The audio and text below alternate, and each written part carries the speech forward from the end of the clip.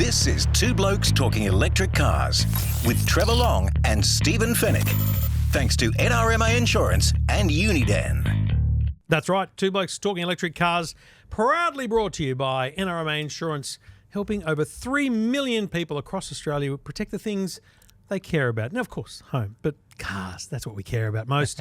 And, of course, Uniden Smart Dash Cams, awarded Best Dash Cam by CanStar Blue, scoring a 5-star rating, and some cracking new products out there, including the 5K resolution Uniden Dash View 60. So check that one out, the 60 Plus, great dash cam. Stephen, welcome. G'day, Trev. Another week driving in the glory of electric cars, Yes. and not for the environment, but because they're just bloody great cars to drive. Absolutely right. Yeah, we're getting through them. We're going to talk about a car that I've been driving for a little while. We will. And we're also going to talk about a place where you can buy an EV if you're looking for a second-hand EV. Now, obviously, there's normal car buying and selling websites, but this is a website that's been established purely just for EVs. For those wanting to get into the EV space. And so both so people buy and sell. Yeah, absolutely. It's a pure EV marketplace. So we'll cover all that on today's episode of Two Blokes Talking Electric Cars. And we are the two blokes, Trevor Long, Stephen Fennick. And Stephen, there's a fair bit of news out of China this week. Now, I can tell you that there is a brand new brand coming to Australia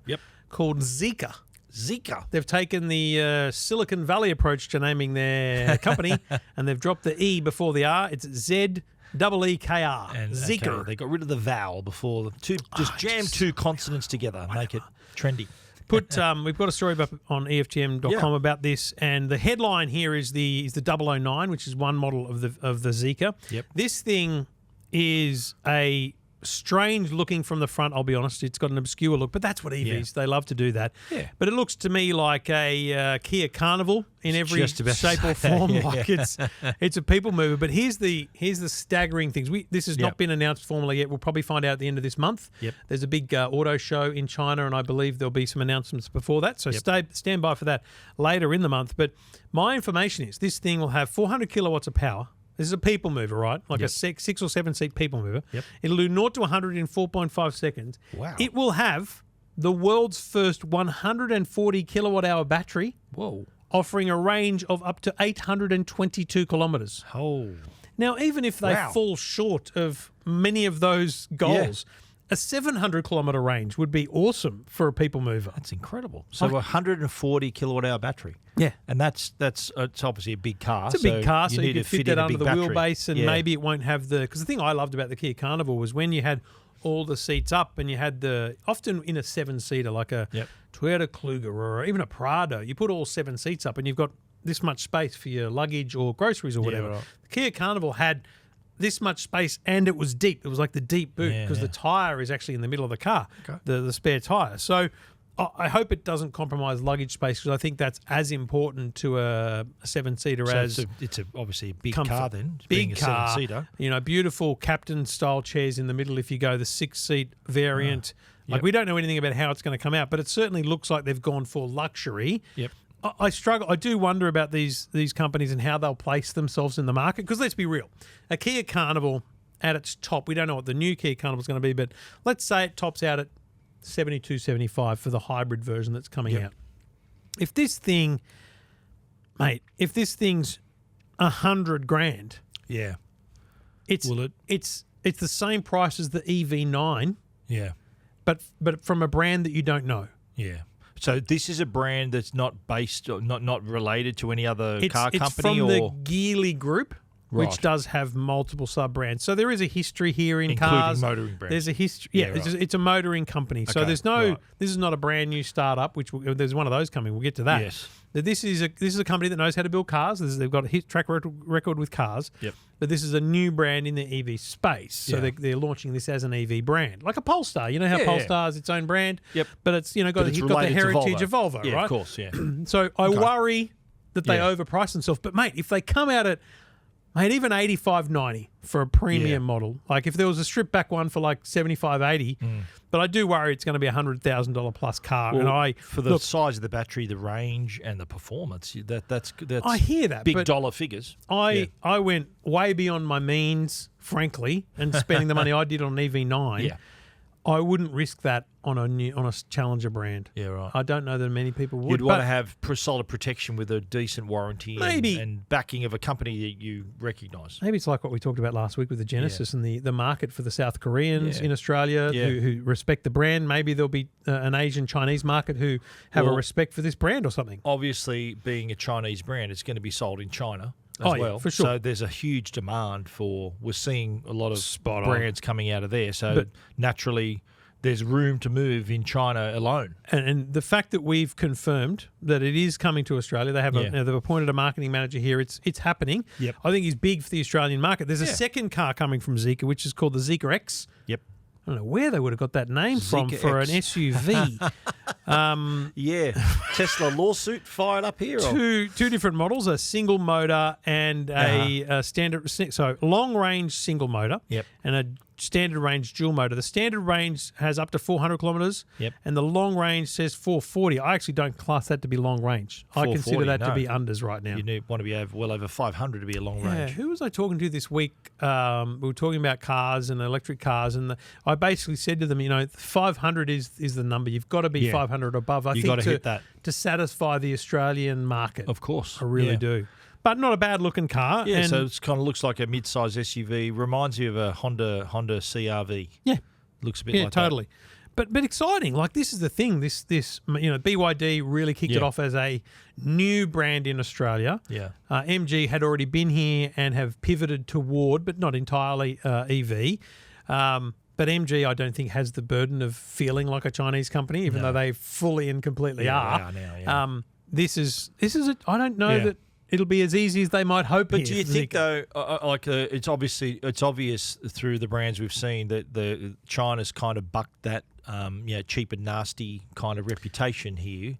Oh, for sure. China produces pretty impressive products, not just cars, but other categories. I got somewhere on social media about the MG was, good stuff, new 1-star ANCAP. And I wrote back and sent a link to the 5-star ANCAP rating that the MG4 has. Now, there have been other MGs that don't have an ANCAP rating. There have been other Chinese cars come to Australia and leave because they haven't gotten star ratings.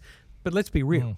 The Ford Mustang came to Australia, I don't know, 8 years ago when it's new guys, maybe 10, and it got a 2-star safety rating and became the best-selling sports car in Australia. So really? It doesn't always make a difference, we're a bit forgiving on those perhaps on certain sometimes. Vehicles, but this is where a new brand might have that challenge. Yeah, so there's a bit more awareness around the safety of everything. It'll be fascinating to see. So that's a pretty exciting thing for Australia. When were these potentially in 2024 or in next 2024? Year? Really? I can tell you right now, there's going to be an announcement on April the 20th. Right. And scoop. Well, and they wanted me to go, but I'm sending someone else, and so we'll know then. Yeah, we'll know a little bit more. I don't know if we'll get pricing then, but we're gonna get news on this, and I think it'll escalate quickly. And look, I don't mind when you look at it looks a bit Rolls Roycey from the front. This big Kia Carnival, it's like got a big grill. When there's no need for a grill. But most EVs do something there to do that, something. Don't they? Yeah, it can't be just all the same colour. But it's not just ZEEKR, Stephen. Absolutely. Well, we've heard of Xiaomi. They make phones and electronics. Massive electronics company. Now, this Chinese smartphone company is now in the EV game and are launching their first EV and are already taking orders, I understand. And look, so this is not the fact that this vehicle exists is not new, but the fact that we now have it, like it's been on the roads, people have driven it, we've got a price. So I saw this in Barcelona at Mobile World Congress. Yep. Xiaomi had a stand and had this thing there rotating. It's probably the exact same one that's in the photos because it's the same colour. Yep. And it's not a horrific looking thing. Like it's unique. It looks pretty cool. I like the fact that it's unique styling because it doesn't look like it's stolen from somewhere. No. Which is often a risk with Chinese startup brands. Yep. So price-wise, what's this aimed at? Sort of, is it a BYD market or is it aimed at Tesla? Who are they targeting, or is somewhere in between? I feel like it's somewhere in between. If it's a $30,000 US car or a £20,000, it's going to be a 60, 70K car. But I suspect it's kind of Model 3 money. Yeah, I suspect it'll be. I suspect side by side with the BYD Seal. Okay. Do you know what I mean? Because that has that nimble sedan, sporty look to it. And I suspect this will sit alongside it quite nicely. So that's become a popular segment of the market, hasn't it? Now that sort of medium-sized sedan, which the Model is 3, the essentially, Seal. Like it's the Camry market, right? Camry's a Cooper was considered mid-sized. no. The Cooper Born is a small hatch. Yeah, right. This though is a nice medium-sized market. I think it's I think it's a good look for them. Well, it says a lot, doesn't it, about this kind of the sweet spot where people are buying cars is in this exact category. So it makes sense for them to do this. Now, while we're talking about new cars, new technology, I've got a question without notice that has just dawned on me, but it's been in my feed all day. So I hope you've seen something about it. Yep. Have you seen the latest feature to Tesla's full self-drive? No. Self-parking. Yes, I heard of that. Yeah. There's a lot of people showing videos of their Teslas pulling into car spaces. Yeah.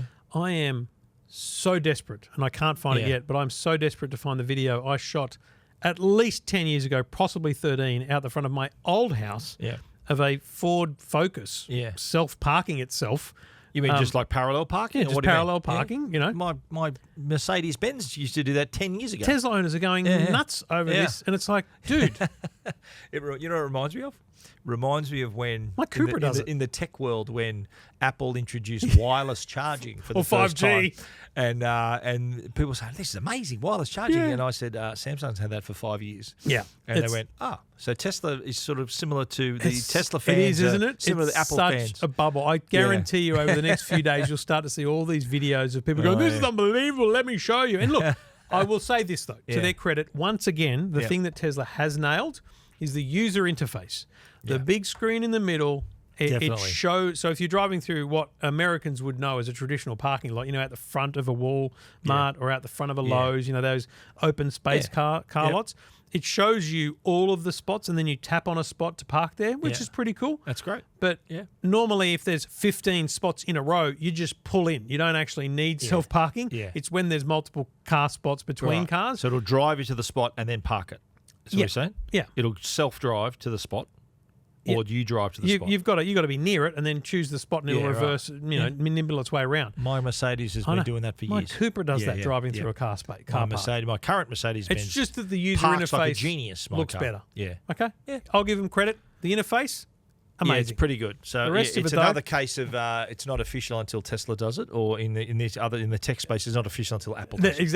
Exactly. A lot like that. So I suspect if you're anywhere in your EV feed, and if you listen to this podcast, I would hope that you're looking at that kind of stuff on Instagram or TikTok or whatever, you'll start to see those videos come up of those Tesla owners who love their shiny new feature in the full self-drive. And let's not get started on whether it really is full self-driving or if it'll ever come to Australia. Do you get that bloke, I'm going to say his name's Ryan, drives a couple of Model Ys, posts a lot on social media, on TikTok and stuff, very proud of his Teslas. Yep. He posted something the other day about a feature of full self-drive, like showed a video, and I went, mate, if you think you're ever getting that in Australia, you're deluded. Well, because it won't happen here. Just a few days ago, there was a 60 Minutes special. Right. It was the whole Australia or America? Australia.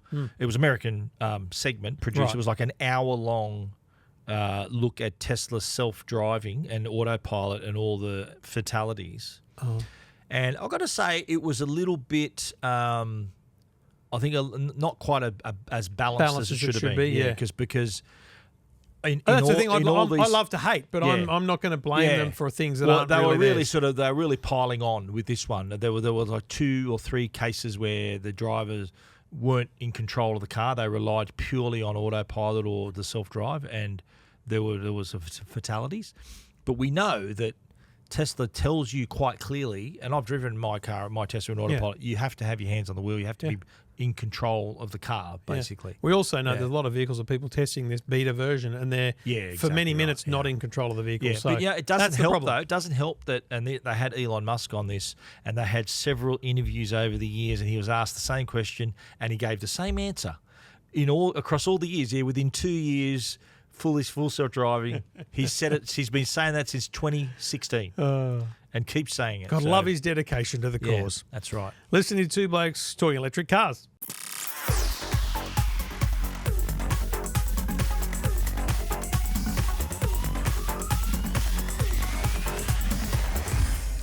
Well, second-hand vehicles are something that we all know about. We've bought cars, sold cars, but when it comes to EVs, what's the story? What's the landscape? How do you do it? Is it easy? And there's a lot of questions out there. And one person who's decided to go ahead and create their own EV second-hand online market is Ross Jewell, and together with his wife Josephine, they've created Amazing EV, which is a place for drivers to buy and sell their used EVs. And we actually have Ross on the line. Ross, how you going?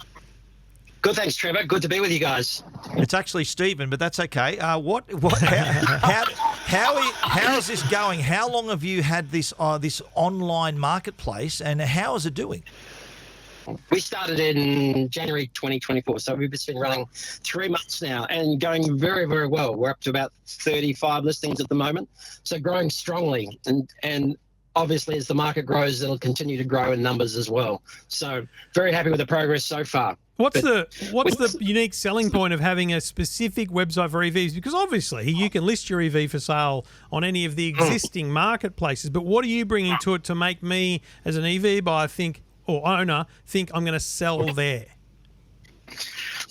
We bought a used EV about 1.5 years ago. I've got a Tesla Model Y, and I bought that used myself. I couldn't wait for a new one in about November 22, so decided to jump in and have a look around. There was only a couple available. Ended up buying through an existing dealer, and to be honest, they weren't that terribly interested in in selling it or really answering that many questions about it. It was sort of hand the keys over and off you go. So I was really keen to get an EV. We loved it from day one. We had to look at a couple at the time and decided on the Tesla. That's an individual choice, of course, but really loved the Tesla, but found there was just lots of things we didn't understand and didn't know. So from that, we joined a few communities, the Tesla Owners Club and also the electric vehicle owners club in Australia. Met lots of people in the same situations. So I thought I'd parlay all that into a used EV marketplace where there was a community that we could build to answer the questions, provide the information for people so they could go to one place and get all the information they needed to help them buy. Because we think buying an EV is a very different experience from buying a petrol. I wish I had come to you last year. I sold my Tesla Model S, and it was I went through another site to sell it, and it was a bit of a journey. It was a bit hard. I found it difficult. Like there were some times when I thought I could have had a bit more support. So how does it work? Say I've got a car to sell. I come to you. It's not just a matter of just you put up a listing. Like there's photography and video involved as well, isn't there? That's right, yeah. So we're really holding hands with everybody we meet as much as we can. We're up in the Blue Mountains, and just by way of experience, a couple of weeks ago, I met a lovely lady who just bought a new red Model Y and was selling the red Model 3. So we're offering a service as part of the listing that we'll take some photos, and we think like a high-end real estate listing. The better the photos, the better the outcome's going to be. So, yeah, look, if a bit more effort goes in, some of the research we've done, particularly in the States, if the photos are better, you're going to get a better outcome. Show the car in the best possible light. Show some of the niggles, show the bits and pieces, but show it in the best possible light. We've also got a spot for a small video on our site as well, on the listing itself, so you can see full detail, ins and outs. So we're offering that service at the moment, working with people to take those photos and take the video as well. So it's a great experience to talk to people and also find out their story and a bit more about the car as well. So that's part of the service at the moment. Are you doing it in the real estate model? Are you doing it on a percentage basis? Because the Porsche Taycan listed at $269,000 would be a nice earn for you, mate. I wish I know. We're covering the full range. The cheapest one we've got there is 16-odd grand Nissan Leaf, right up to 275 odd for a Porsche Taycan. So, unfortunately, no. The model is going to be a listing model similar to the competitors. We don't think a commission model works in this environment. We're going to offer. We're offering free listings at the moment as we kick off and get going, get some momentum going. Get some interest. Yep. Then down the track, there'll be a scale listing model where you'll be able to put a basic listing up for $99 and move to $199 for a bit more. So that's how you make your money, by people paying for the listing. So you don't clip the ticket on the sale. You just charge for the listing. That's right. Yeah, we'll have a listing model where we'll just charge But for the you're listing. basically running this whole thing at a loss right now to try and build it up as a business. You're a genuine startup in that sense. That's dead right. So, dead right. And we can spend the time with the people getting better results. Yeah. For the photos taking that we're offering those to people so that they can use on their other sites as well. We're all about the result.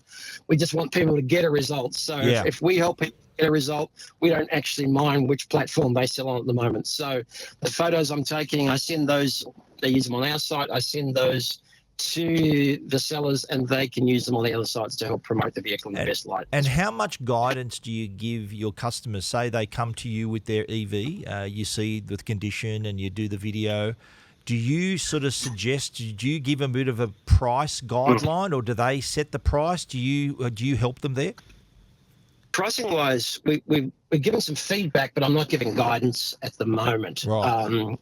There's plenty of info, and we've got some research from a company called AutoGrab, you might have heard, and they've done a lot of research. There's numbers on all the cars, all the classes, as you know, in all the markets. Yeah. So there's a couple of places we can go, and we're about to provide a link so that people can go online and get their own valuation service and just check the market out themselves and see whether they're competing against all the other similar cars on the market. Yeah. So without it getting right down to a price game, there's other factors involved, and particularly with EVs, even Teslas, there's lots of other features that people have added, which make them slightly different and more attractive. But there's plenty of info out there about getting comparative prices. So because everyone thinks their car's worth more than it is. A lot of people think, "Oh, my car's worth more than that," but then reality kicks in, and you want your customers to get a result in the end of the day. So that's a good venue. I think what's fascinating for me, and I mentioned this a few weeks ago, that there will come a time, and perhaps you could be the leader in this space, John. I'll give you ideas and tell you how to do your job. But I think that the EV space has one critical difference in the listings, and that is battery. Now, obviously, you can say it's got 77 kilowatt hour battery. It's got a manufactured estimated range of whatever. But just like a phone, I think people in the second-hand market need to know what's the health of the battery on this car. Now, it may not be that every vehicle allows you to see that, but where it's possible, I would wear that as a badge of honor on the listing to say this thing has a 96% battery health, and then you put next to that means a projected range of whatever, so that when you compare one Kia EV6 GT line to another from the same year with the same number of Ks, you can see that actually the one that's priced $5,000 more is done so because it's actually been looked after better. The battery has been looked after better. There's no scratches on either of them. But the battery on the other one was charged to 100% every day. It was drawn down to zero, and it doesn't have the battery health. Do you see that as being something you could add in the future and help people discern between two different vehicles? Yeah, absolutely dead right. That is the critical factor, the battery health.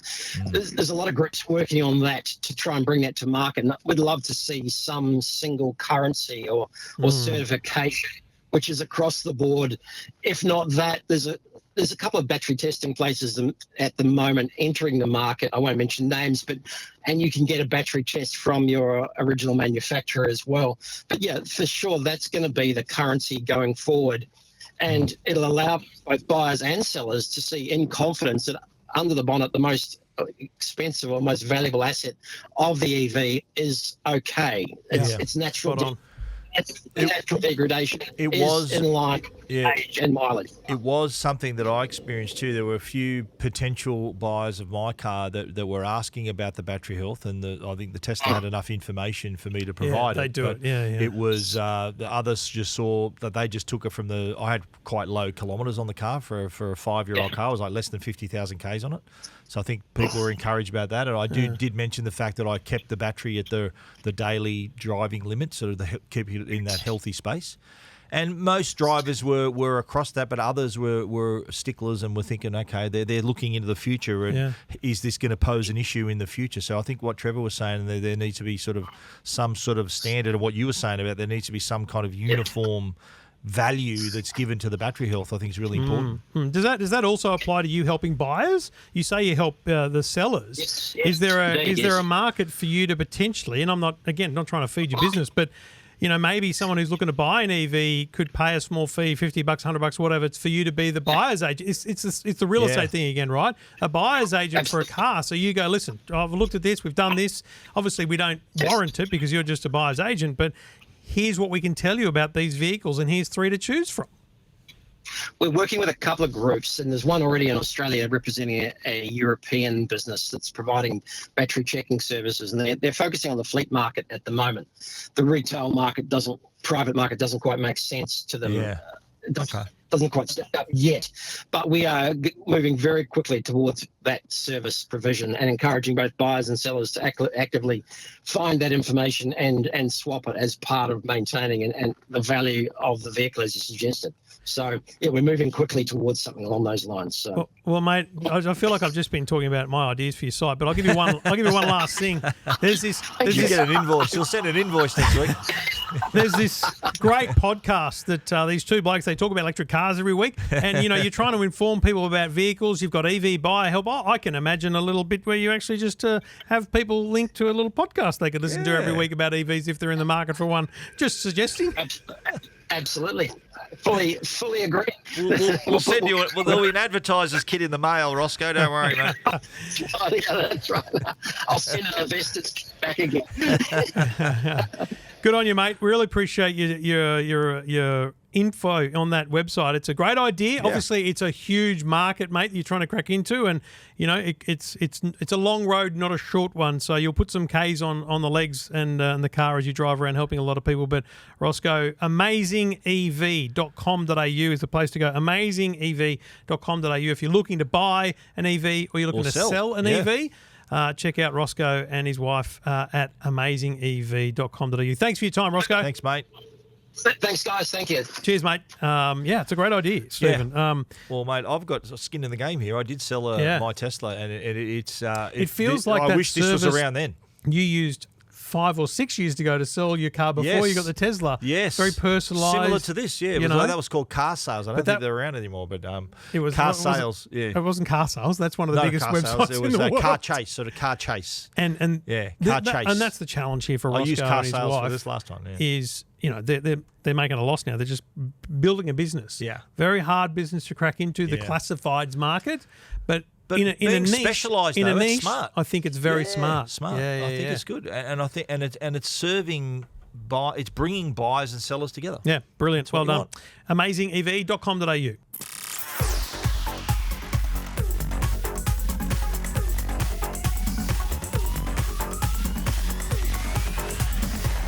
All right, Stephen, you have not handed over the keys for even half an hour to the Ford Mustang Mach-E vehicles that you've been driving. Well, let me just tell you, Trev, I got into that car, and when I paired my phone, which is the first thing I do, whose name did I see in the list of phones but one Trevor Long iPhone 15 Pro Max? So I said to you, it was in the last 5 months, that's for sure. You're not getting this car. You've driven it already. Okay.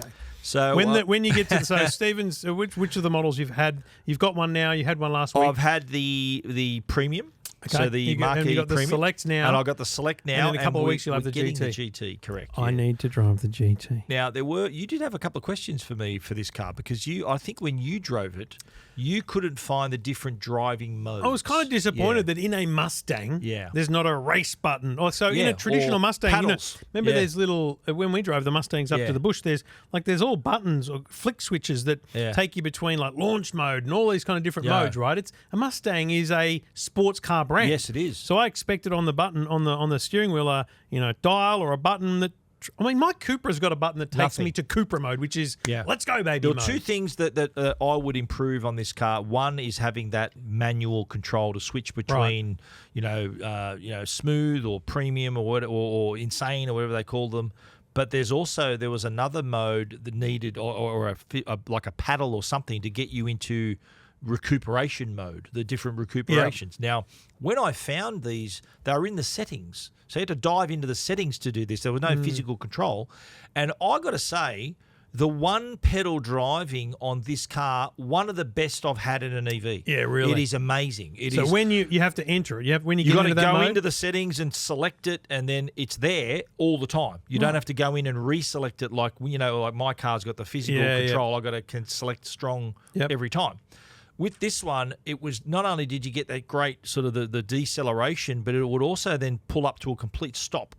And so I literally didn't touch the brake for a lot of the time I was driving the car. That's it was true, one of the one-pedal best. driving. And I told Ford today when we were doing the swap, I said, just for the record, your one pedal drive is one of the best I've ever had on an EV. Yeah, right. It was really good. Yeah, that's awesome. Yeah, but the car, obviously, it's a Mustang. Like this thing's really, it's got a really, I call it a muscular style. Yep. It looks like muscles on the Yeah, car. You know, the curves. It's kind of like the curved panels, hips and all that kind of stuff. It's really, it's a standout car. There were a lot of people that were looking at that. What sort of car is that? And the only logo on the car is the Mustang. Yeah, there's no Ford. Ford logo. It does come up on this big screen. It's like when it starts. It's like they decided to do it as if they could spin off the company. Do you know what I mean? Like Ford. Right. Yeah, imagine Ford having a separate spin-off IPO for Mustang as a brand, which could never happen because they're so intertwined. Yeah. But that's how it felt. Yeah, I did also like the fact that you could choose to hear a sound when you're driving. Right. So it's like driver feedback. You know, a driver. Yeah. You buy a Mustang. Half the reason you buy it is because it sounds great. It's true. But also in this case, they gave you the choice of having that sound just for you. Yeah, nice. In the car. Yep. Which is pretty cool. Now the premium has a range of 600 k's. Yeah. And I drove it a lot, and I topped up the charge, and there was still 40% on the battery when I gave the car back, and that was driving it for a full week. Solid driving. Yeah, right. I only had to top it up for like an hour once. Right. Yeah, and that was all. Yeah. So great range on it. Yeah, as very well. good range. Now It's interesting. Yeah. One of the things I'd say quickly about range is you got to remember that everyone's range is different. Yeah. Once you start, like I was looking at the EV9 the other day, and it's showing us a range of 600 plus because it's only being driven a little trips here and there, and so it thinks it's going to be able to get great range. Like it's depends too on how many passengers are in the car. A lot of If issues. you've got your golf clubs and your golf buggy in the your back, air conditioning, whole range of things. I leave, like in my Merc, I leave all my golf gear in the car. Yeah. Which is heavy. Yes. That's probably affecting my range and the Probably affecting your driving range too. well, the driving Get range. it? I like Hey, it. hey, Hey, hey. boom, bang. That's pretty cool. So And you're a fan? Look, I am. Yeah, the big 19-inch alloys. It's a really, like I said, a muscular car. It still has the characteristics of a traditional Mustang, even though it's an EV. The big screen as well. One of the largest screens. It's like like my old Model S screen. It's a portrait screen. It does have a dial for the volume in the middle of the screen as big well. fan. It's got a nice cluster in front of the driver also, so you're getting the two screens. Nice. And really nice room too. It's quite roomy, even the back seat. A lot of like if you could fit easily 5 people. It's a genuine comfortably. Model Y contender. Yeah, totally. Completely. Yeah. Just for something different, let alone anything else. It is priced a touch over and above the Model Y. Driveway price, you're looking at about 96K for the premium. And look, no, GT, you're talking over 100K. The Select that I'm in now is 80,000, but there is different wheels, lower range. So there are some I think as a daily trade-offs. driver, you'll love the Select. I don't think it'll be an issue at all. Oh, absolutely, yeah. So far, so good. Very nice. Well, Love that's the Ford Mustang Mach-E through the eyes of Stephen Fennick here on Two Blokes Talking Electric Cars. We've got more cars in the driveway and the garage over the weeks and months ahead, and we'll continue to bring you those with thanks to our great sponsors and supporters, NRMA Insurance and Uniden Smart Dash Cams. We'll talk to Bradley Hales from Uniden in the weeks ahead too, because the choice of a dash cam is an important part. Like, honestly, if you're buying a new car, why are you not buying a dash cam? Have to have it. We'll make sure we run through what are the options out there, because, and it's not about advertising his products. It's about going what are the options and why would you choose certain things? And why in is a dash resolution cam? important too? Yes. The resolution, very Some important. people, the $100 dash cam is all you need because you just want a basic evidence of what happened in front of you and what happened around you. But some people will invest much more in their dash cams. We'll talk about that in the weeks ahead too. Lots to come. Plus your calls if you've got a EV or you've got a question about EVs, get in touch. Yeah. techguide.com.au, EFTM.com. Just get in touch with us, and we'd love to talk to you about EVs. If you've got a question you want answered, we're happy to. You could be shoot the talking to breeze. us. You'd be talking to us on the show. That would be. We could be interviewing you about your potential EV purchase or something you've just picked up. I'm just so excited. I get to talk to him every week. You could Imagine talk to him you could talk to as us well. as well. Stephen, see you next week. See you, buddy.